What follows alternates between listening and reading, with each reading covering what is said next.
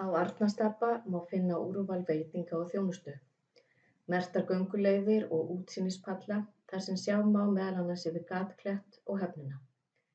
Hlaðinn minnisvarði, mynd af Bárði Snæfellsás eftir Ragnar Kjartansson, horfir á jökulinn. Ströndina á milli Arnarstapa og Heltna liggur vinsæl gönguleið sem jafnframt friðland. Bjarnafoss hár og tignarlegur foss með stuðlabergshömrum efst og gróskumiklum brekkum neðan þeirra. Framkvæmdir við fossinn fengu umhverfisverðlaun Ferðamálastofu árið 2018 fyrir faglega uppbyggingu þar sem allir geta nú notið fallegrar náttúru allt árið kring.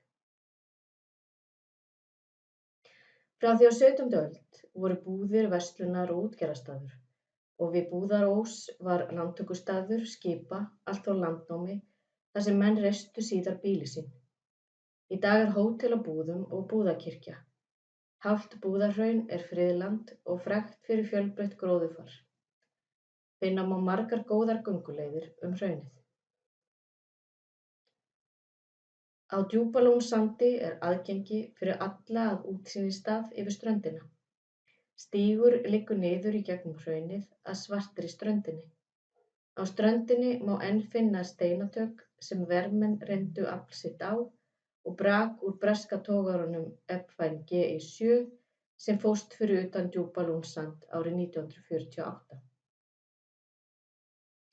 Dritvík forn verstöð. Talið að útræði þaðan hafi byrjað miðja 16. öld og haldist í 3 aldir. Milli 600 og 700 manns stunduðu sjósókn í Dritvík þegar mest var. Flatey stærsta eyjan á Breiðafirði og eina eyjan á Breiðafirði þar sem búið allan ársins hring. Yfir vetrartímann búa 5 manns á eyjunni ásamt 2 hundum, en íbúafjöldi margfaldast yfir sumartímann. Mikil náttúrufegurð og friðsæld í eyjunni og stundum eins og tíminn standi í stað. Ferjan Baldur býður upp á dagsferðir til Flateyjar frá Stykkishólmi. Gatklettur við Arnarstapa ein frægasta náttúruperla á svæðinu og sérstaklega vinsæl meðal ljósmyndara. Gott aðgengi að Gatklett frá gönguleiðinni ströndina við Arnarstapa. Strandlengjan við Arnarstapa einstök náttúruperla og hefur verið friðuð frá 1979.